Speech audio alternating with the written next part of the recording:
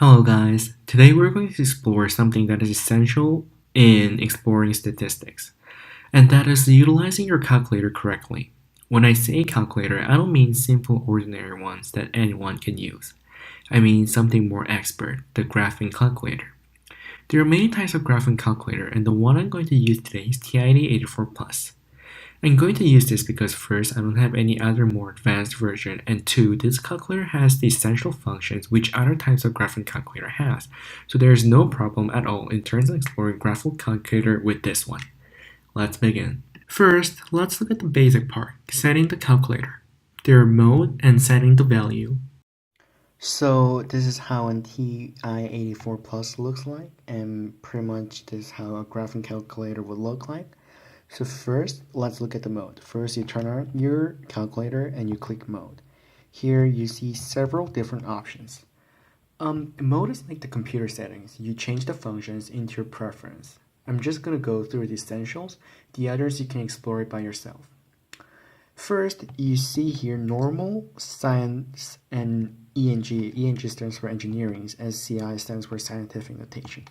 Normal is just the ordinary way we display numbers. Let's say I'm displaying 1369, 1369. Let's say I'm displaying 1000, just comes out as 1000. But if I go to mode and go to science and then enter the same thing, it becomes 1E3. What scientific notation does is that I'll show you another example before I explain. Say I put 96. So here we have 9.666 E3. E stands for 10, so this means 10 powered by 3. So if I translate it again, it means 9.666 multiplied by 10 powered by 3. So a scientific notation is that it only puts one number left side to the digits. So there's only one digit and all the others go to the decimal point. That's what scientific notation does. What engineering does is that it puts only 3 decimals. So what I mean by that is, so let's say I have 96666. There's 3 decimals to the right, and this is the limit it can display. If I put a much larger number, still only 3 digits to the right side of the decimal. This is what the engineering mode does. You use this depending on situations. Let's say you're solving a physics or chemistry problem. Scientific notation may come useful when you're doing an engineering problem. ENG mode may be useful. Most of the cases, I'd say normal is what you're going to be using. So try to be flexible and use this mode in different situations. Next, let's see the radian and degree. This is when you're using, I'd say, geometry and trigonometry. Radian and degree, you use it depending on situation. Connected and dot, what these are is, it's the way how your graph is going to look like. So here, let me just put a random equation. Let's say x powered by 4th minus 2x powered by 3. Let's say I put that function and I'm going to go graph it. So here you see the graph looks just the way you would expect a line. If I go to mode and change this into a dot, then what it becomes is it's just a series of dots. Yeah, that's what the connected and dot are. Let's go to mode and see what this is. This is the last thing I'm going to introduce you. The real a plus bi and re powered by a theta I. What these are is the real is just a real equation. A plus bi is when you have an imaginary equation and you want to display that into a graph. And also this is called a polar function. It's also when you have an imaginary number. So just as I said before, this is like your preference. You change the settings the way you want for your own convenience. That's what the mode is.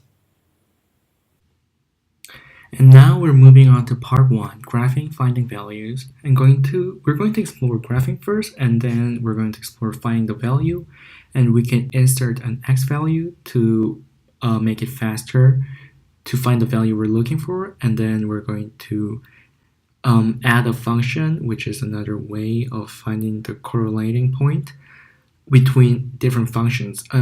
We're going to be exploring how to utilize tables and also changing the type of graph.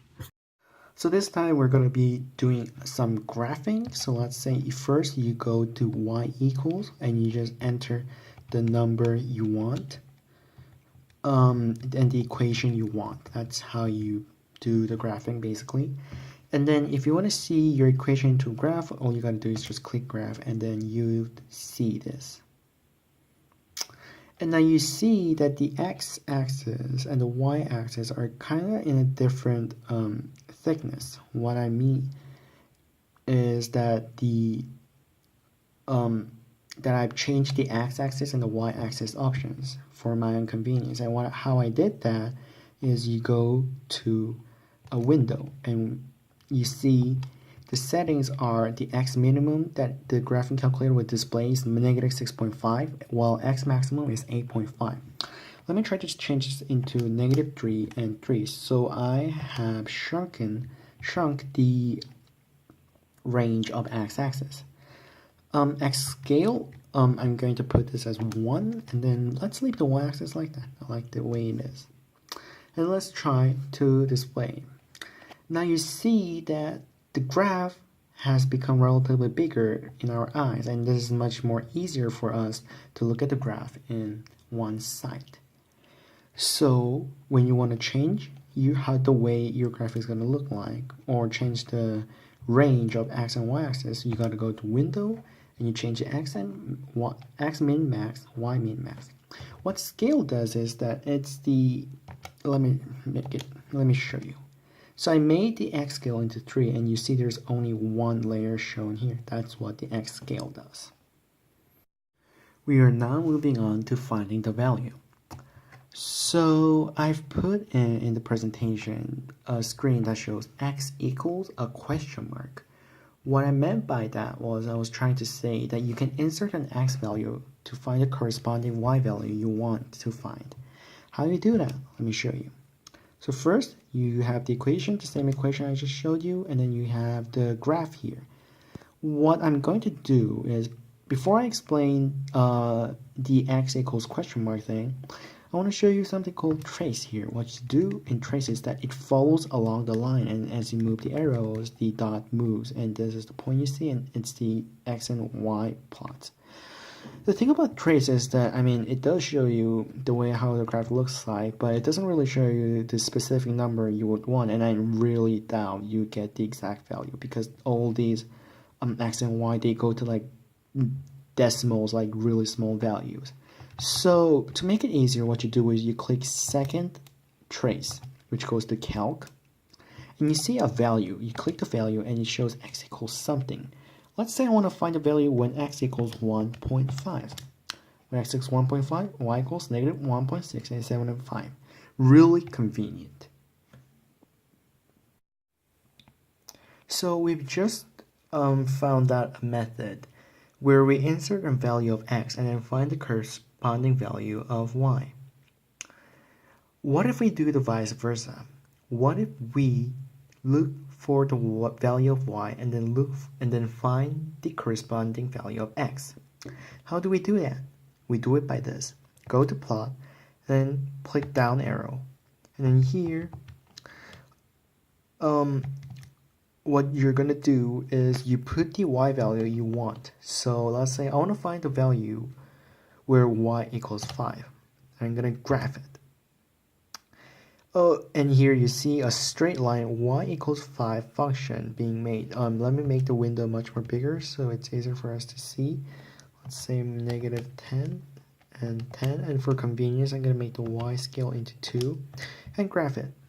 So here we see two graphs, and you see here there are two corresponding points. Let's say I want to find this one over here, and what I do here now is you click second trace and you find intersect, and now you keep on moving until to the closest point. The first curve is to the second point, then you click the near point here and then click anywhere, yes. And then you see when y equals 5, this first graph, the corresponding x value is 2.373799. This is another convenient method of finding the missing value. If the missing value is x, then you use this method. If the missing value is y, then you use the previous method where you insert the value of x. When you have a graph, then all those data are saved into somewhere, and that is table. So we have, let's delete this one, and we have y1, the same function we have seen so far. And so if you click second and table, what you see here is you see an array of all these values. When x equals 1, this y is -1. So it shows you all the values. When x equals something, y equals this. It's really convenient when the x value you're looking for is a natural integer or an integer. And you can use this another way. It's similar to the method we have used before, inserting an x value. So what I'm going to do now is I'm going to click the second table set, and I'm going to change the independent to ask. And I'm going to go to the table again, and then you see all this, the columns are in blank, and that is because I set the x independent value as ask. So what the ask means is you can click any number in it, and then the graph will tell you what it is. So if I put 9, then y is 5,103. Really, really convenient to use, and you can use it in many different situations. This is using the graphs. This is utilizing the tables when you have a graph. And lastly, what I'm going to introduce to you is graphing inequalities. So there are sometimes you'll see an equation where the y is smaller than or bigger than, or smaller than or equal to, or bigger than or equal to. Whenever you encounter these situations, what you have to do is you just keep on going to the left if you want to graph this in your calculator, and you see this line is kind of blinking.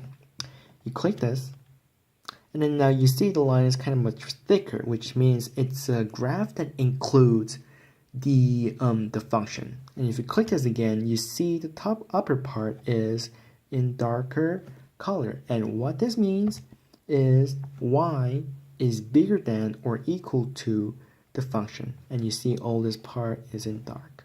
And if you click it again, the bottom part, let me show you.